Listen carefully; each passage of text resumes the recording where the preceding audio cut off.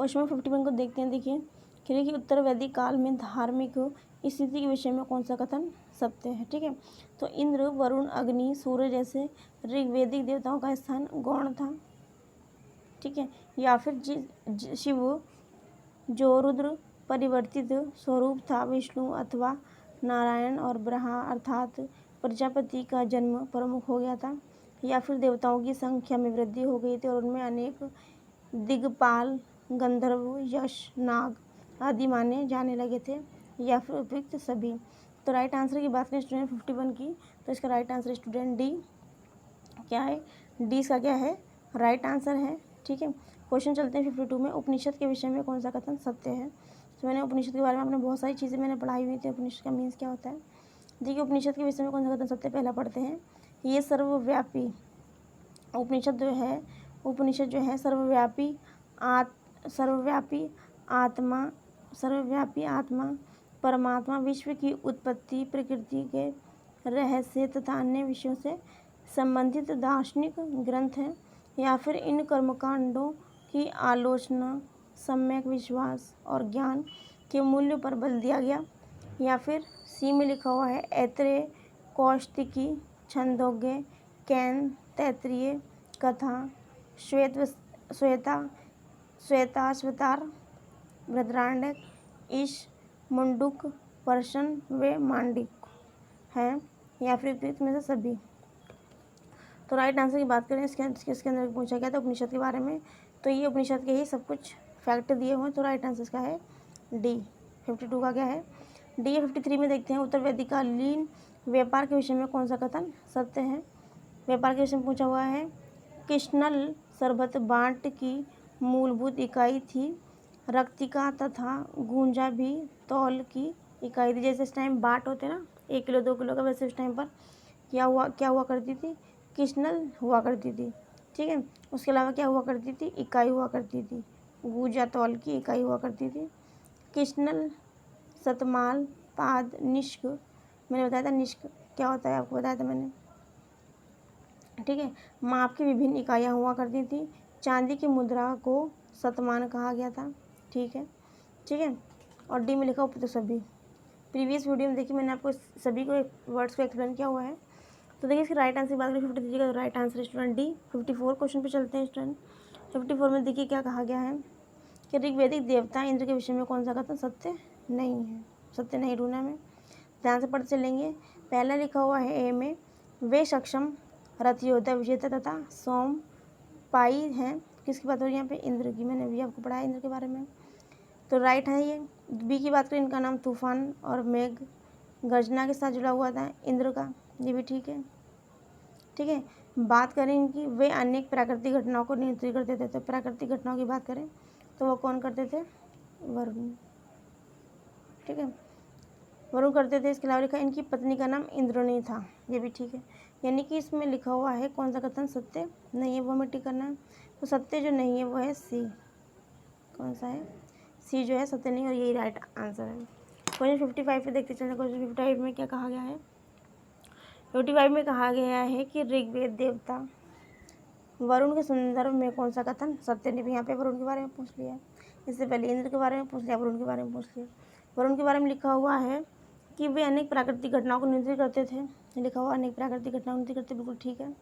आगे देखते हैं, आगे देखिए, वे वर्षा कराते थे और ऋतुओं को नियंत्रित रखते थे। ठीक है, वे आरोग्यकारी जड़ी बूटियों के संरक्षक थे। वे सभी देवताओं के नैतिक नियतता और दुराचारियों को अपने पास में जकड़ लेते थे, ये भी ठीक है। तो ये लिखा हुआ है, आपको सी दिखाई दे रहा है, सी में क्या करें, सी में लिखा हुआ है कि वे आरोग्यकारी। अगर यहाँ पे आता रोग्यकारी,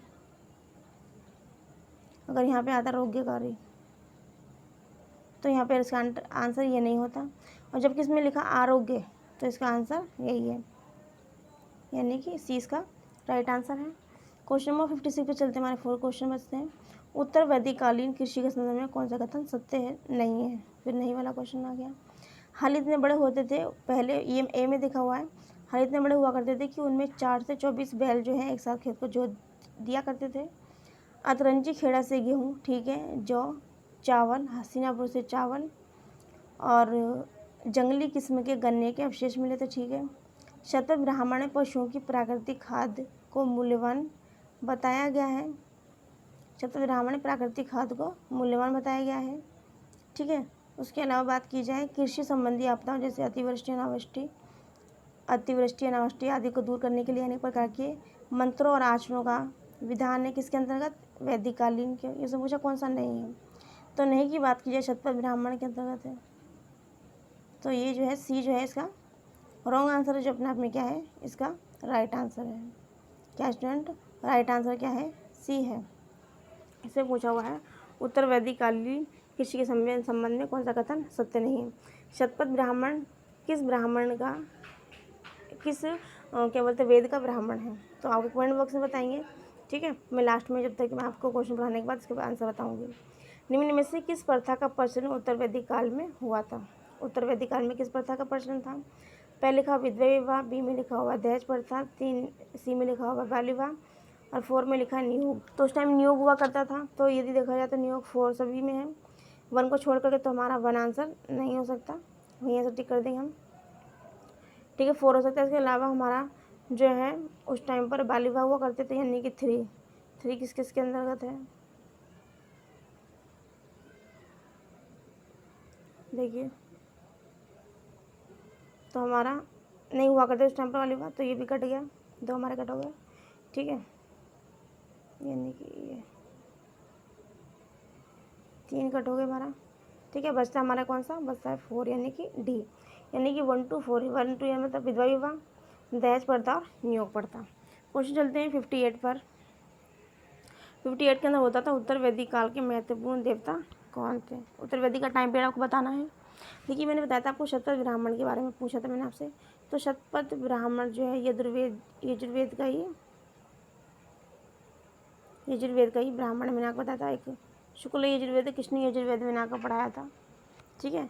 तो उन्हीं वेदों में से जो है, उन्हीं वेदों का जो है शतपथ ब्राह्मण जो है क्या है, एक ब्राह्मण है, ठीक है। लिखा हुआ उत्तर वैदिक काल के महत्वपूर्ण देवता कौन थे।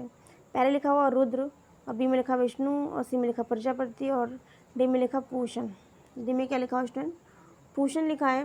यदि बात करें पूषण की, तो यदि हमने नहीं पढ़ा था, हमारे पास पढ़ते हैं 3 ऑप्शन, ठीक है। रुद्र के बारे में भी हमने नहीं पढ़ा था, अब हमारे पास बचते हैं 2 ऑप्शन, तो राइट आंसर हम किस में टिक करेंगे, राइट आंसर इसका सी, यानी कि 58 का राइट आंसर क्या स्टूडेंट सी है।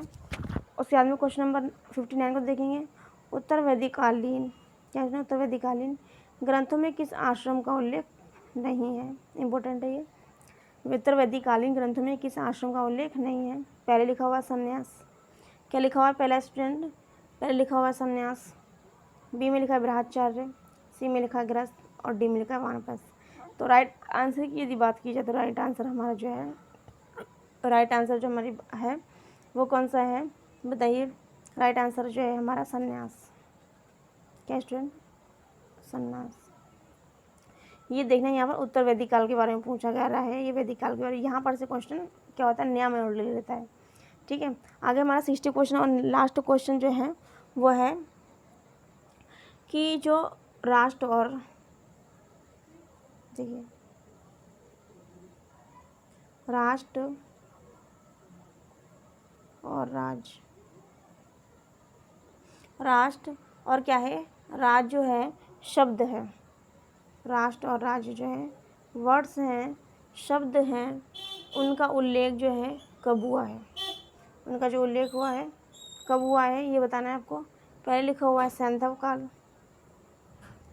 सैंधव काल, सैंधव काल, सैंधव काल के बाद में ऋग्वैदिक काल, सैंधव काल के बाद में क्या है ऋग्वैदिक काल, ऋग्वैदिक काल।